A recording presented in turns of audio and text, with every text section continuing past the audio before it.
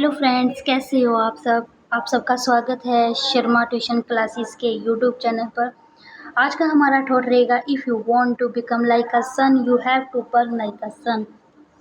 Sharma tuition classes के YouTube channel पर आपका स्वागत है। जैसे कि आपको पता है कि हमने शुरू किया हुआ है क्लास 9th की सोशल साइंस की टेक्स्ट बुक, जिसका हम लेसन नंबर 1 और 2 कर चुके हैं। आज हम आपके लिए लेके आए लेसन नंबर 3, जिसका नाम है एटमॉस्फेयर एंड क्लाइमेट। आज हम जानेंगे कि एटमॉस्फेयर क्या है, इसकी डिफरेंट डिफरेंट लेयर्स क्या हैं, इनके यूजेस क्या होंगे और क्लाइमेट्स क्या होगा। ये हमारा है पार्ट 1 चैप्टर नंबर 3 का। सबसे पहले हम जानेंगे कि एटमॉस्फेयर क्या होता है। जैसे कि आप जानते हैं, जैसे कि एक ब्लैंकेट होता है, कंबल होता है जिसके हम ओढ़ लेते हैं, तो एटमॉस्फेयर भी एक ब्लैंकेट की तरह काम करता है जो कि अर्थ को ढके हुए हैं। ये इसलिए बोला गया कि the atmosphere is the blanket of gases. वो ब्लैंकेट किसका है? गैसेस का है। अर्थ को चारों तरफ से किसने घिरा हुआ है? गैसेस ने घिरा हुआ है, अलग अलग गैसेस ने, जिसको held in placed by earth gravity, जो कि वहाँ पे है किसके कारण है? वो due to earth gravity. Gravity of earth का भी आपको पता ही होगा। यदि हम किसी चीज़ को ऊपर फेंकते वो नीचे क्यों आती है? Due to gravity. यदि हम पानी की बाल्टी लेके जाती है जो हमें भारी लगती है, वो भारी क्यों लगती है?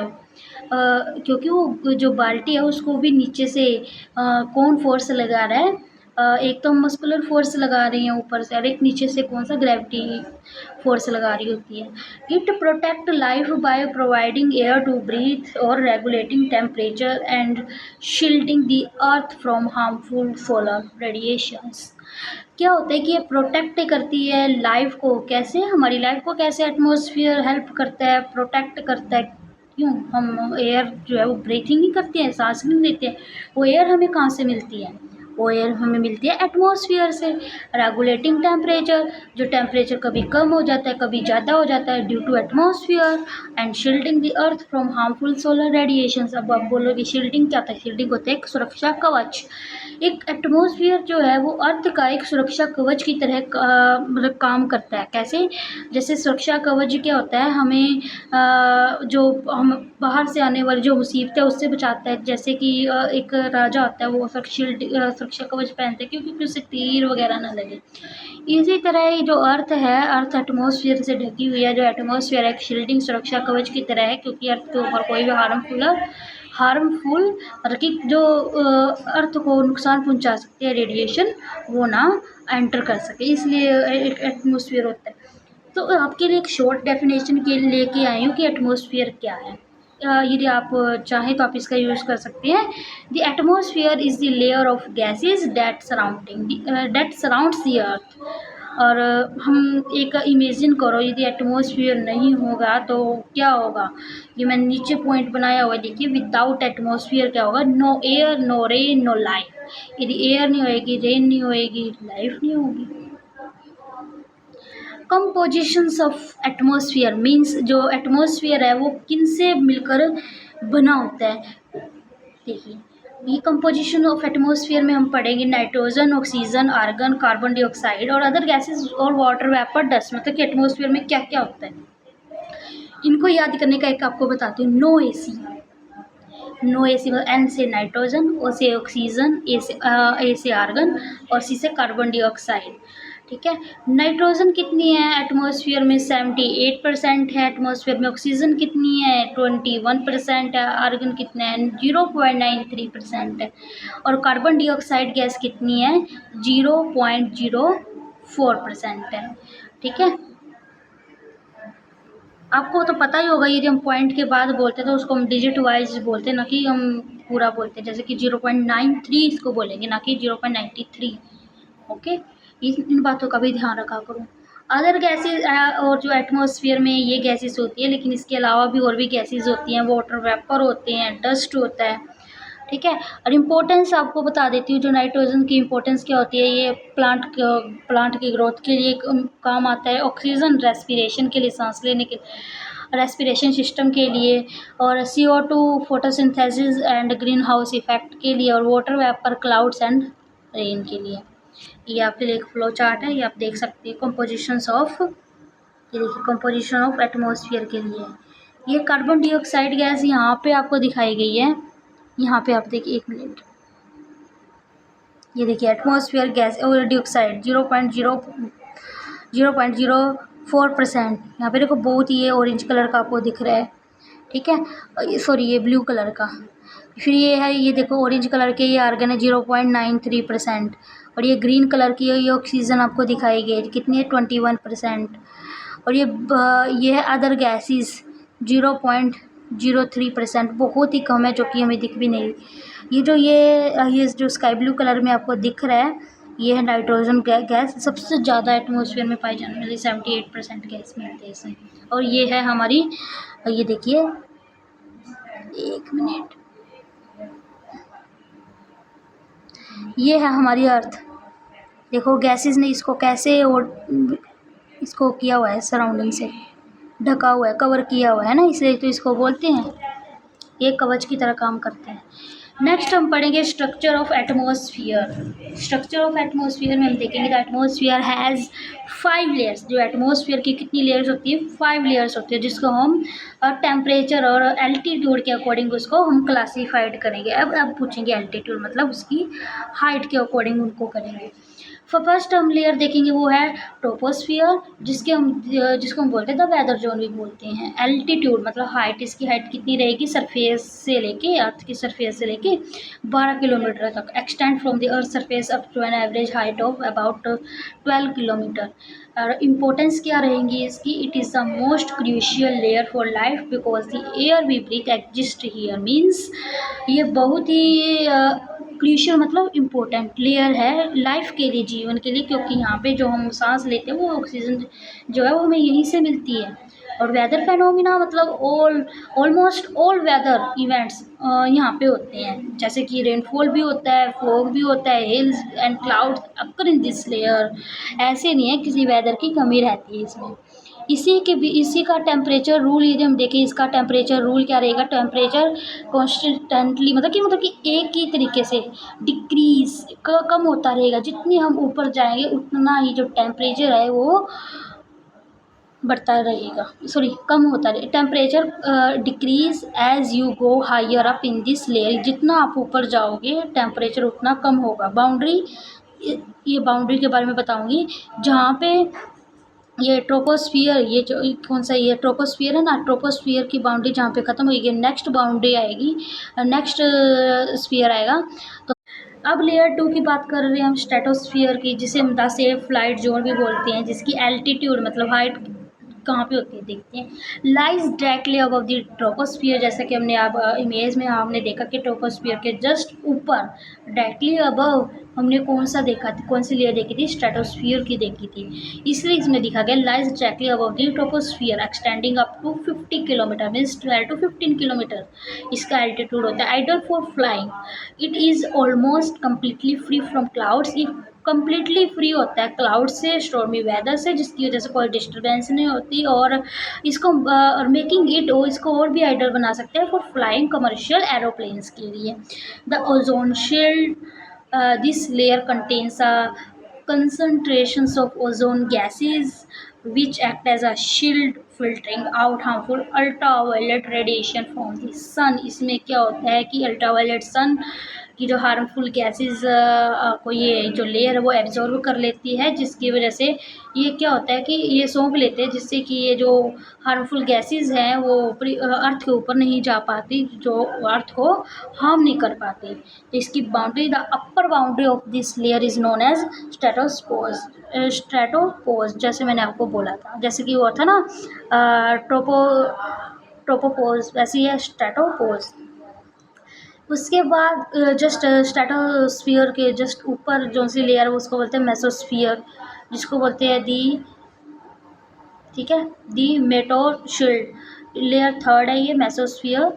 Altitude, the third layer of the atmosphere extending up to a height of 80 kilometres. ये तो 50 किलोमीटर था स्ट्रेटोस्फियर, अब ये है 50 to 80 किलोमीटर। टेम्परेचर रूल क्या रहेगा, just like the troposphere. Troposphere में क्या था, जितना हम ऊपर जाते थे उतना टेम्परेचर क्या होता था, डिक्रीज होता, जस्ट लाइक दिस। उसी तरह ये है टेम्परेचर रूल, इसका क्या रहेगा,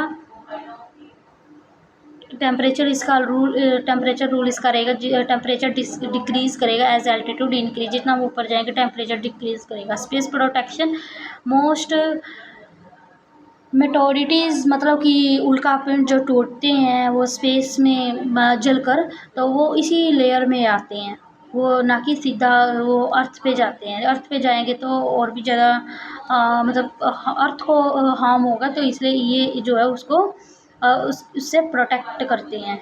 जो बाउंड्री क्या होगी, the upper limit of this layer is called the mesopause, जो मैंने आपको पहले ही पिक में दिखा दिया है। अब उससे अगली लेयर पहले पे, ठीक है, ट्रोपोस्फियर।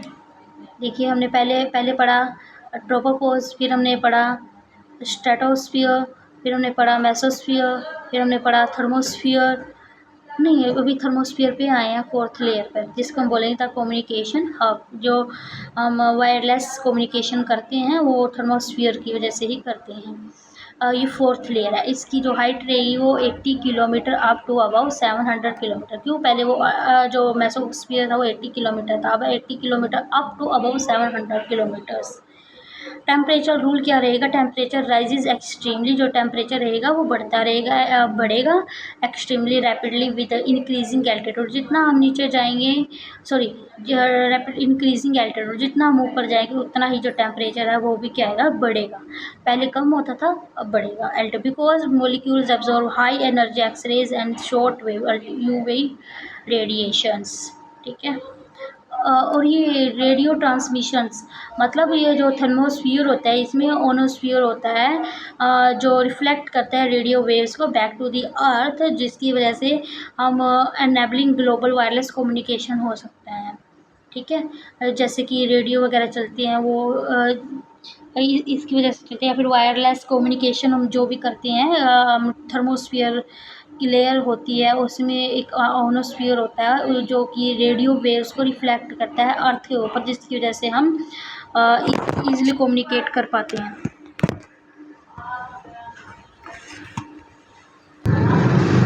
जिसकी वजह से हम ईजिली कम्युनिकेट कर पाते हैं। Natural displays beautiful light displays called auroras occur in this layer, ठीक है। Interesting phenomena auroras heading, what is auroras, origin कहाँ से हुआ है इसका, अरोर शब्द से हुआ है जो कि लैटिन है, जिसका मीनिंग है डॉन और मॉर्निंग लाइट।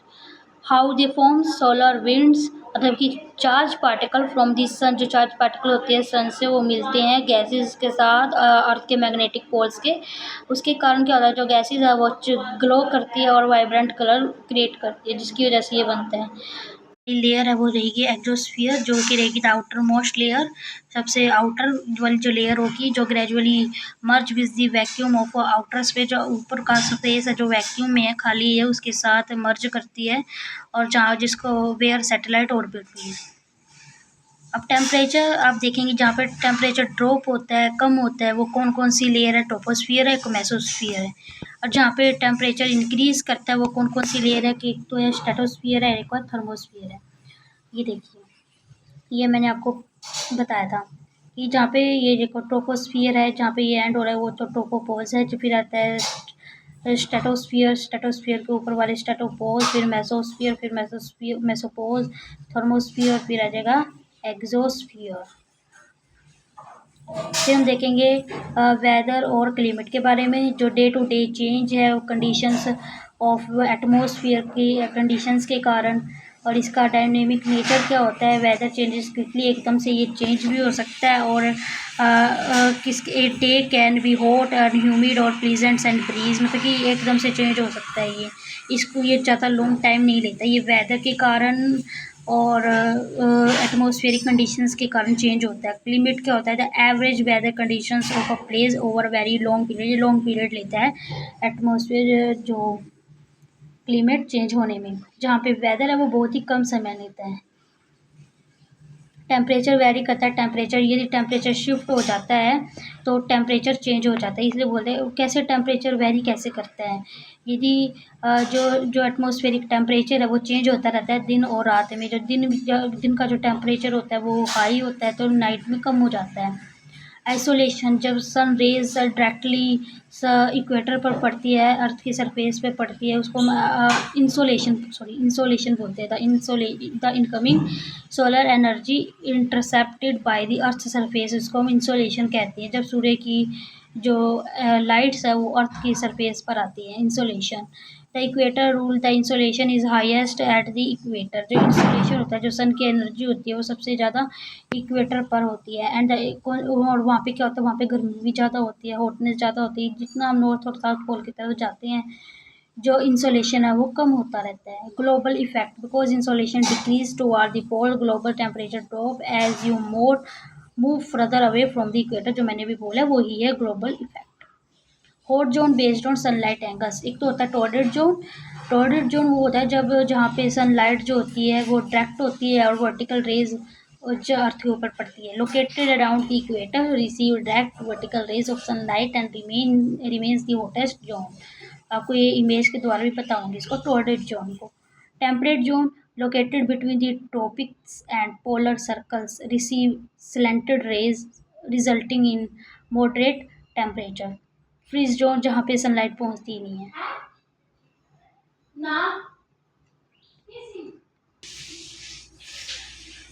यहाँ पे आप देख सकते हैं, यहाँ पे जहाँ पे सन रेज डायरेक्ट आती है वो इक्वेटर, टॉर्रेड जोन, ठीक है।